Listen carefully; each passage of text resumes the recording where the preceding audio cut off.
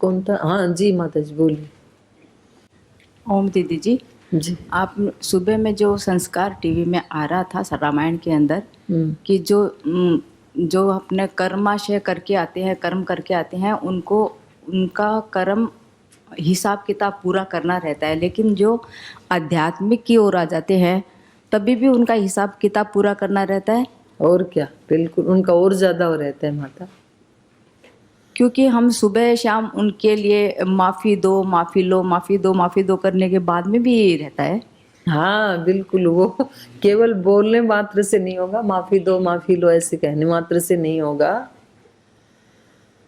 वो वैसा करना भी पड़ता है। फिर अच्छा है, वो तो करना ही है अपने को, किसी को क्षमा करना, किसी ने कोई त्रुटि की तो उनको क्षमा करना, और उसको क्षमा करना वो उस व्यक्ति के लिए नहीं, अपने लिए।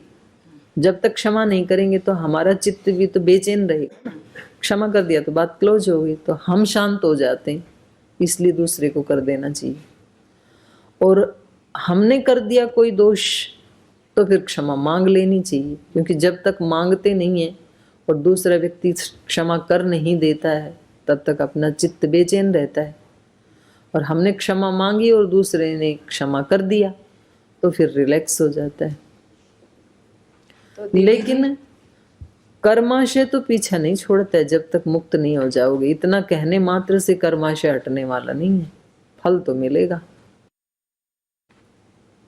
कर्माशय तो योगी का तो और ज्यादा भगवान जी देते हैं कि भाई इसको मुक्त करना है तो पीछे का जो जो कुछ भी बचा था इसको दुख देना, सुख तो खैर इसमें मिल ही जाएगा मोक्ष में। दुख वाला हिसाब है वो पहले ही पूरा कर लो, फिर ये मुक्त हो जाएगा,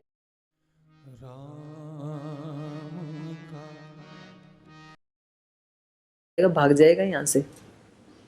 तो जो जो इसको देने थे कष्ट, वो कौन से कष्ट?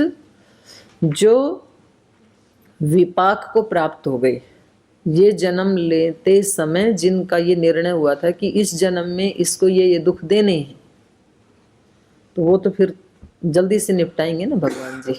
जल्दी निपटाओ, ठीक है जी। दीदी जी, जो आप ये क्वेश्चन आज मेरे को आया तो हमने आपको पूछ लिया, जब हैदराबाद में रहेंगे तो आपसे किस तब आप मेल कर दिया करो। मेल नहीं आता है, हम मेल अर्पिता खोलते जी नहीं को, है, ईमेल खोलते नहीं है, हम व्हाट्सएप खोलते हैं। व्हाट्सएप खोलते हैं तो जी। अर्पिता जी को व्हाट्सएप पे लिख के भेज देना। तो किसको? हम, अर्पिता जी है ना अर्पिता बहन, जी, हाँ जी, हाँ जी, हाँ जी। तो यहाँ पाठ में चर्चा कर लेंगे आपके प्रश्न की। फिर आप उसको उस पे देख लेना, फेसबुक पे या तो टीवी पे। ठीक जी भाई। ओम दीदी जी, वैसा कौन सा उपाय है जिससे हम गुरु की बात जल्दी समझ सके तथा अधिक से अधिक आत्म प्रेरणा और ईश्वर प्रेरणा प्राप्त हो? कल उपाय बताया था आपको, वो तो करो पहले। 5 साल का कोर्स दिया था आपको, अगले दिन और उपाय मांगने लग गए।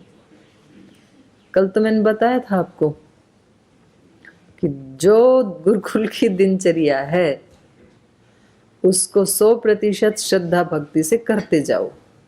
तो अब तो आप तो आज ही फिर दोबारा पूछने लग गए। ये तो ऐसे हो गए ना कि बंदरों ने वो आम की गुठली बोई और अगले दिन उखाड़ उखाड़ के देख रहे हैं कि आम कब लगेंगे। तो भाई अंकुर फूटने दो, पौधा बनने दो, पेड़ बनने दो, ऋतु आने दो तो आम लगेंगे। तभी तो एक ही दिन हुआ है। तो आप जो पढ़ रहे हो, यहाँ की जो दिनचर्या है, योग है, यज्ञ है, ध्यान है, भजन है, उसको 5-10 साल तो करो। 100 साल का जीवन है, उसमें 10 साल तो साधना में लगा दो, बाकी के 90 साल आनंद से जियो फिर। ठीक है, तो अब 10 साल तक मुड़ के नहीं देखना। मैं मिलूंगी आपको 10 साल तक भी, कहीं नहीं जाने वाली। फिर बात करेंगे, ठीक।